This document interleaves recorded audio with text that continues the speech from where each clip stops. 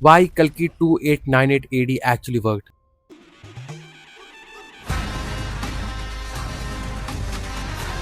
देखो, अगर आप बॉलीवुड की तरफ देखोगे तो आपको ऐसी कई सारी फिल्में मिलेंगी जो सिमिलर कॉन्टेक्स्ट में लेकर बनाई गई है, लेकिन उन सारी फिल्मों का बॉक्स ऑफिस पुल या फिर क्रिटिक्स को इम्प्रेस करने का जो भी एट द एंड रिजल्ट आया था वो बहुत ही ज्यादा पुअर था।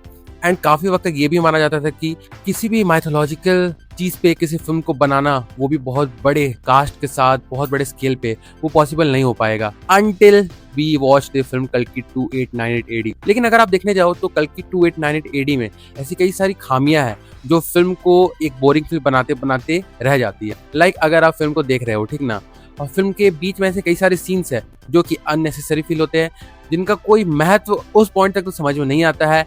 एंड कई सारे सीन्स ऐसे भी है जो बोरिंग लगने लगते हैं, मतलब फिल्म की एक्चुअल कहानी से हमारा ध्यान भटका देते हैं। लेकिन फिल्म एट द एंड अगर देखा जाए तो इन्हीं सारी चीज़ों की बदौलत भी काम कर पाती है। लाइक अगर स्टार्टिंग वाले सीन को देखो तो वो सीन बहुत ही ज़्यादा पावरफुल था। मतलब वो सीन आज के टाइम पे भी अगर आप किसी को पूछो कि कल्कि 2898 एडी का कौन सा सीन आपको बेस्ट लगा था, तो मेजोरिटी ऑफ द पीपल किसी को चूज करेंगे इस ओपनिंग सीन को, इस भगवान कृष्ण वाले सीन को।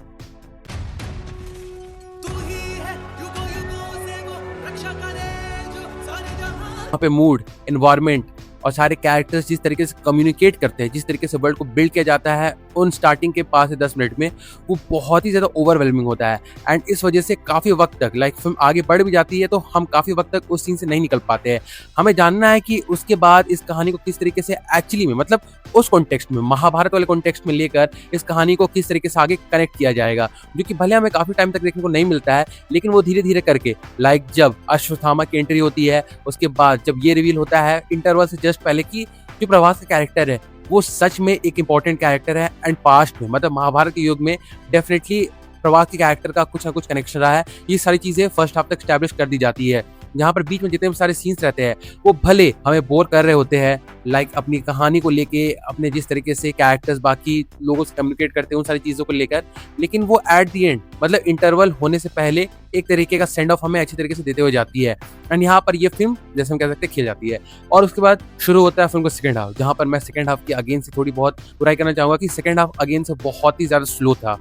क्योंकि देखो ऐसा होता है ना कि जब भी कोई ऐसी फिल्म बनाई जाती है तो फिल्म में स्टेक्स बहुत हाई रखने पड़ते हैं, लेकिन यहाँ पर जितने भी सारे लोगों को हम मरते हुए देखते हैं उनका इस फिल्म में इन्वॉल्वमेंट उतना ज़्यादा गहरा लगता नहीं है। लाइक एग्जांपल के लिए आप इन सारे कैरेक्टर्स को ले लो, जहाँ पर इस कैरेक्टर की जब मौत होती है तो हम किसी भी चीज़ को फील नहीं कर पाते हैं। क्यों? क्योंकि हमें इस कैरेक्टर से कनेक्ट होने का वक्त मिला ही नहीं था। वही सिमिलर चीज़ अगर इसके साथ होती, जो कि अश्वत्थामा के साथ रही है, तो वहां पर हम भले किसी इमोशन को फील कर पाते, लेकिन इस कैरेक्टर का यहाँ पे मार देना, मे बी डायरेक्टर को लगा होगा कि ये किसी तरीके से ऑडियंस दिमाग में एक अच्छा खासा इंप्रेशन छोड़ पाएगा, वो नहीं हो पाया था।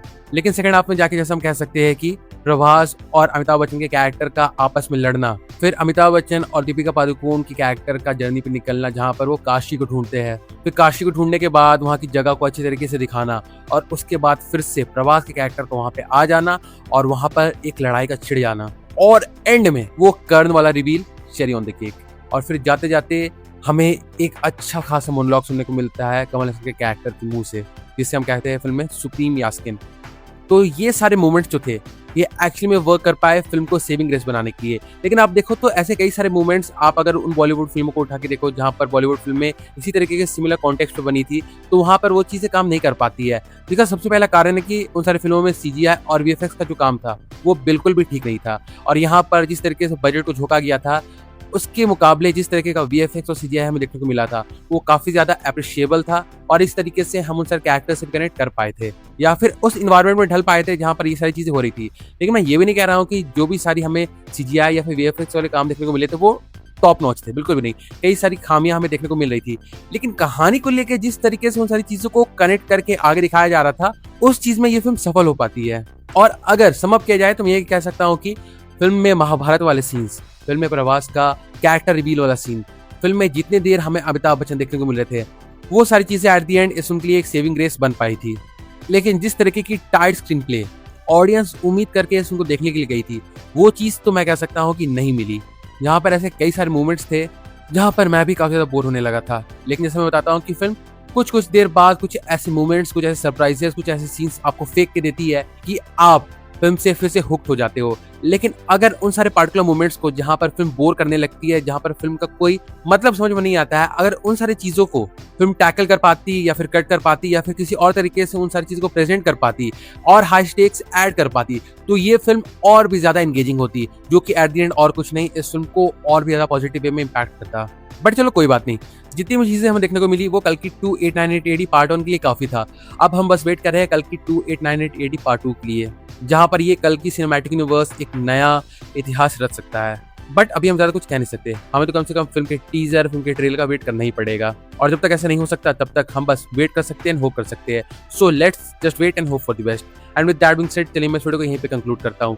तो अगर देखा जाए तो यही था मेरा एक ओवरऑल ओपिनियन इस पार्टिकुलर टॉपिक को भी लेकर, जहाँ पर जो भी बातें मैंने कही है वो मेरे पॉइंट ऑफ व्यू के थ्रू है, ठीक ना। अगर आपको भी इस बारे में कुछ सोचना है या फिर आप भी कुछ कहना चाहते हो तो डेफिनेटली अपने व्यूज को आप कमेंट सेक्शन में लिख के जरूर से बता सकते हो। मैं जानना चाहता हूँ कि इस फिल्म को लेकर आपके थॉट्स किस तरीके के हैं। So do drop your views in comment section. और हाँ, बाकी फिर चलिए मिलते हैं बहुत जल्द एक और नए वीडियो के साथ, तब तक के लिए बाय।